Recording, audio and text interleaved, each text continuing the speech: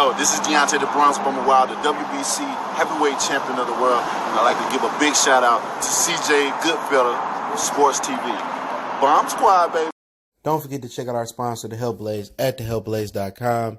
100% all natural products from lotions, soaps, foot soaks, bath bombs, and much, much more. Use the promo code Goodfella1Boxing. Tell them your boy CJ Goodfella sent you, get 18% off. We out. All right, man, we back. Goodfella Sports TV. Appreciate everybody for checking in. Make sure you hit that subscribe button, bell icon button. Share the video. And Deontay Wilder, like I told you guys, my people told me that he did not fire Mark Breland. He was contemplating firing Mark Breland. He was thinking about it. He was angry at Mark Breland for throwing in the towel style versus Tyson Fury 2.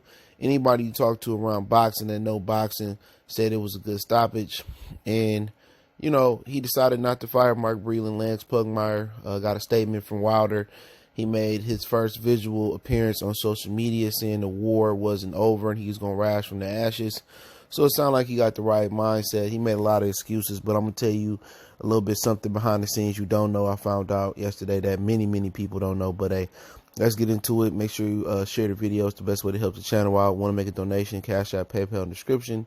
And just keep looking out for me. But this is what he told Lance Pugmire. He says that Bronze Bomber, I feel the same way I felt on fight night. If I have to go out, I want to go out on my shield. I understand my corner, my team has the best interest at heart. Mark Breland is still a part of Team Wilder and our team looking forward the rematch. So at the end of the day, you know, he just trying, he really letting his ego get in the middle of this, in the forefront, excuse me. Like Max Kellerman said, you know, and I'm explaining why.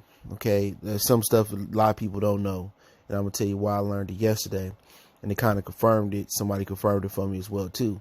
But his ego getting in front of all of this stuff, man. At the end of the day, you lost. Breland knew some things that many people don't know, which I'll get into in a second, about Deontay Wilder, and that's it.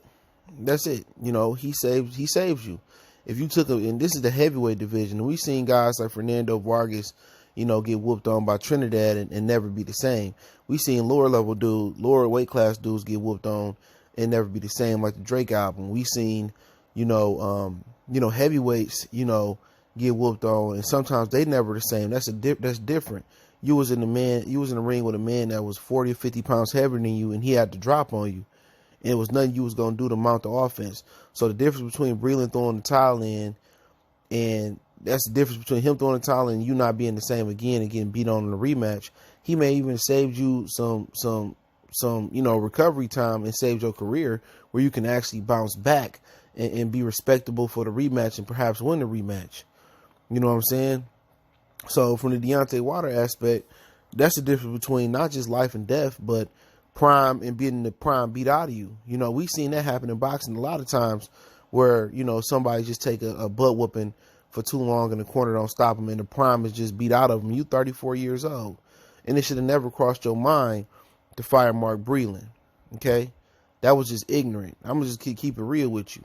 That was ignorant. And was it the public backlash that made him not fire Mark Breland? You know, to a certain extent, it maybe was, because he said he was contemplating it. That's what my people told me. He was thinking about it. He wanted to pull the trigger, and I think the public backlash, it helped. It helped, because if you fire Mark Breland, dude, there's a lot of dudes that wouldn't have respected that, man.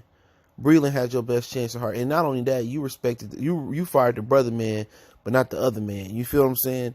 And people feel that Jay Diaz don't know what the fuck he doing anyway. All right, Breland, the real coach over there. Jay Diaz just along for the ride in a lot of people's opinion. I'm not saying that's factual. I'm not inside that camp. But you can't just be sitting here preaching this black power shit and this to this day and, you know, all at the Radio Raheem, and you fire the black man and you let the white man throw the black man under the bus and you throw him under the bus by firing him. A lot of people would have lost a lot of respect from Deontay. A lot of people did, because that fake report from Boxing Kingdom went out there and everybody was using that as their source that he fired Mark Breland. I told you guys, when you go look at a news report, look at who they getting their sources from. If they getting it from the same source and it ain't one of the usual suspects, I'm telling you, bro, it's a fake news. That's why I told y'all it was fake news, but don't nobody want to believe me. You know what I'm saying? I told you. Everybody run off with the report. Nobody do their research. Part of research is checking sources, getting multiple sources to back up a story, unless you know you got the sure thing with your source. You know what I'm saying? If you know your source is straight fire, and it's like, if I get it something now, I might ask 2 or 3 people about it. If I get it from a certain source, I know it's good, I know it's money, it's Swiss cheese, you know, I know it's good, then I know I'm good. I know where I get my sources from. But if it's a questionable source, or if I know it's a fake news source, like that Boxing Kingdom Twitter page, I knew it was fake. Because everybody that was reporting it was getting it from the same source, and it was a fake source. You know, that's how you kind of got to do when you do your stories. You can't believe everything. You got to be able to have it. You have somebody co-sign it sometimes. And I asked and said, no, he didn't fire Mark Breland, but he wants to. But he didn't fire him. And was the backlash, you know, could have been part of it. A lot of people lost respect for him as a man. Maybe certain trainers wouldn't have worked with him after he did Mark Breland like that, but money talks, bullshit walks, because Kovalev still was getting black trainers after he treated Don Turner and John David Jackson the way he did, and all the racist stuff that he done and some of the heinous things he done with women. But yeah, it was somebody told me yesterday that Deontay had a knee injury and he didn't want to pull out the fight, but there ain't no excuse. All right, there ain't no excuse. They said that he had a serious knee injury. This ain't no, and I co-signed this with somebody else. So he had a knee injury, and he didn't want to pull out the fight. The fight was too big.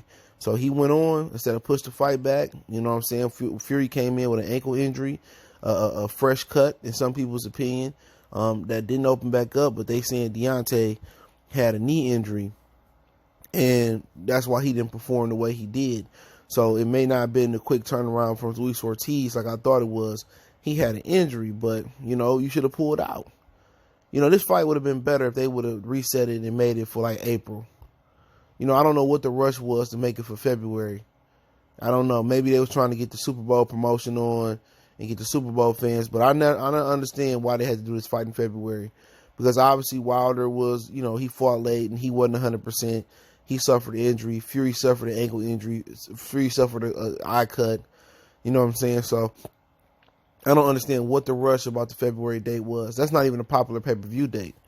Popular pay-per-view days is like May, September with the Mexican, you know, holiday dates, November, and, you know, historically December. Those are usually the hot dates. In the beginning of the year, you know, you could have waited till people got their tax money back, and that would have been another aspect. So I don't know what they was rushing for to make the pay-per-view in February. They should have waited in April when people would have had their tax returns back, and they would have had enough time to promote, and they would have had enough time to start their little reality TV show. So really, there's a lot of mistakes they made, man, as far as doing this pay-per-view. They tried to cram it and promote it, and it didn't really work. And remember, they didn't announce this fight until after the Crawford and Kowalski's fight, I believe. They were supposed to announce it that week, and then they announced it like they didn't even have a full 12 weeks to promote this fight. They crammed it. You know, for all my college people at the college, man, sometimes cram work, but sometimes it don't work. If you consistently and you do your due diligence and you study throughout the week and throughout the time you got for the test or the final, you know, you'll pass.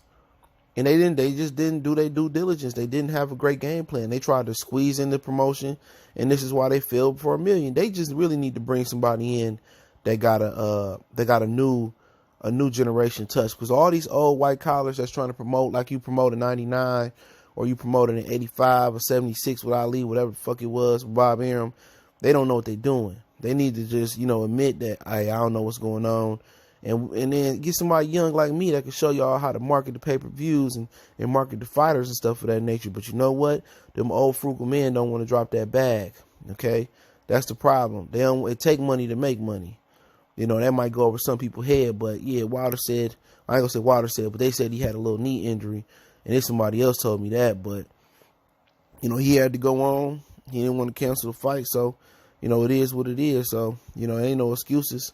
You know, people talking about Fury gloves. I gotta do some more investigation on that, man. I ain't really got the time to sit down and look at his gloves, but yeah, Wilder had an injury going into the fight, but so did Tyson Fury, but we'll see if that affects him coming into the rematch, or Fury get down on him again. We'll see, man. But hey, Goodfellas Sports TV. Don't forget we on Facebook, Instagram, Twitter, You can reach out to the email if you got a business question, inquiry, sponsorship, video request. Keep sharing the videos. Want to make a donation, Cash App, PayPal in the description. Best way to donate for me personally is share the video and check my other channel out, Motor City Sports Talk. Even if you don't like Detroit news and sports talk, man, go support me over there, man. I appreciate that love. And let me know what you guys think about Wilder retaining Mark Breland. And some of them dudes need to apologize to Mark Breland and apologize for pushing fake news and not doing their research on the source. One time for the one time. Goodfellas Sports TV. We gone.